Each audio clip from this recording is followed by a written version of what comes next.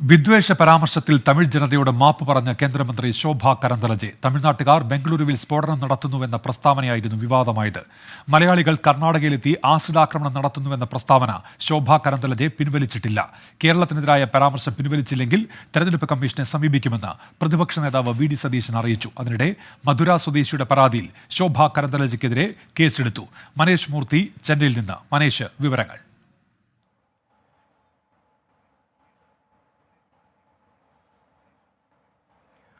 ഉന്മേഷ നേരത്തെ തന്നെ, അതായത് ഉച്ചയോടുകൂടി തന്നെ DMK തെരഞ്ഞെടുപ്പ് കമ്മീഷനെ സമീപിച്ചിരുന്നു. രണ്ട് സംസ്ഥാനങ്ങൾ തമ്മിൽ സ്പർദ്ധയുണ്ടാക്കുന്ന രീതിയിലുള്ള പ്രസ്താവനയാണ് ശോഭാ കരന്തലയുടെ ഭാഗത്തു നിന്നും ഉണ്ടായിട്ടുള്ളത്.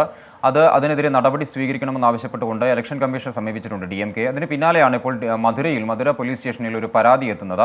മധുര സ്വദേശിയായിട്ടുള്ള ത്യാഗരാജനാണ് പരാതി നൽകിയത്. ഈ പരാതിയുടെ അടിസ്ഥാനത്തിൽ 4 വകുപ്പുകൾ ചേർത്തുകൊണ്ട് ഇപ്പോൾ FIR ഇട്ടിട്ടുണ്ട്. ശോഭാ കരന്തലജയ്ക്കെതിരെ FIR ഇട്ട് അവിടെ അന്വേഷണം ആരംഭിച്ചിട്ടുമുണ്ട്. അങ്ങനെ തമിഴ്നാട് നിയമപരമായി കൂടി ഈ ഒരു പ്രസ്താവനയ്ക്കെതിരെ നീങ്ങുന്നു എന്നുള്ളതാണ് ഏറ്റവും പ്രധാനപ്പെട്ട ഒരു കാര്യം. മുൻപ് സൂചിപ്പിച്ചതുപോലെ തമിഴ്നാട്ടിൽ നിന്നും പരിശീലനം നേടി ബംഗളൂരുവിലെത്തി തമിഴ്നാട്ടുകാർ സ്ഫോടനം നടത്തുന്നു എന്നുള്ളതാണ് ശോഭാ കരന്തലജെ പറഞ്ഞത്. അത് രാമേശ്വരം കഫേ സ്ഫോടനവുമായി ബന്ധപ്പെട്ടുള്ള പ്രസ്താവനയാണ്.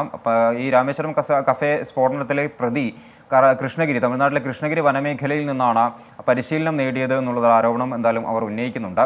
അതുമായി ബന്ധപ്പെട്ടാണ് അത്തരത്തിലൊരു പ്രസ്താവന അവരുടെ ഭാഗത്തു നിന്നും ഉണ്ടാവുകയും ചെയ്തിട്ടുള്ളത്. വലിയ പ്രതിഷേധം അതുമായി ബന്ധപ്പെട്ട ഉയരുകയും അതിനെ തുടർന്നാണ് അവർ മാപ്പ് പറയുന്നത്. ഇന്നിപ്പോൾ ഫേസ്ബുക്കിലാണ് അവർ മാപ്പ് പറഞ്ഞുകൊണ്ടുള്ള ഒരു പ്രസ്താവന അവർ പോസ്റ്റ് ചെയ്തത്. അതിൽ പറയുന്നത് എല്ലാ തമിഴ്നാട്ടുകാരെയും താൻ ഉദ്ദേശിച്ചിട്ടില്ല. അത് ആ രീതിയിൽ വ്യാഖ്യാനിക്കപ്പെട്ടതിൽ ആർക്കെങ്കിലും ഏതെങ്കിലും തരത്തിലുള്ള ബുദ്ധിമുട്ടുകൾ ഉണ്ടായിട്ടുണ്ടെങ്കിൽ അതിൽ ക്ഷമ ചോദിക്കുന്നു. പക്ഷേ മുഖ്യമന്ത്രി MK സ്റ്റാലിനെതിരെ രൂക്ഷമായ വിമർശനം എന്തായാലും അവരുടെ ഭാഗത്തു നിന്നുമുണ്ട്. അത് ആ പോസ്റ്റിൽ തന്നെ പറയുന്നുമുണ്ട്. അതിൽ പറയുന്നത് മുഖ്യമന്ത്രിയുടെ മൂക്കിന് താഴെയാണ് ഇത്തരത്തിലുള്ള പരിശീലനങ്ങൾ നടക്കുന്നത്.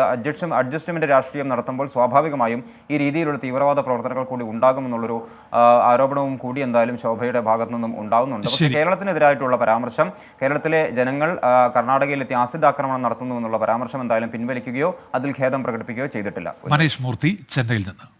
ലോകത്തെവിടെയായാലും ഏത് സമയത്തും 24 വാർത്തകളും ഓഗ്മെന്റഡ് റിയാലിറ്റി പാക്കേജുകളും എക്സ്പ്ലെയിനറുകളും വിശദമായി കാണാൻ ഞങ്ങളുടെ YouTube ചാനൽ നിങ്ങൾക്ക് സബ്സ്ക്രൈബ് ചെയ്യാം.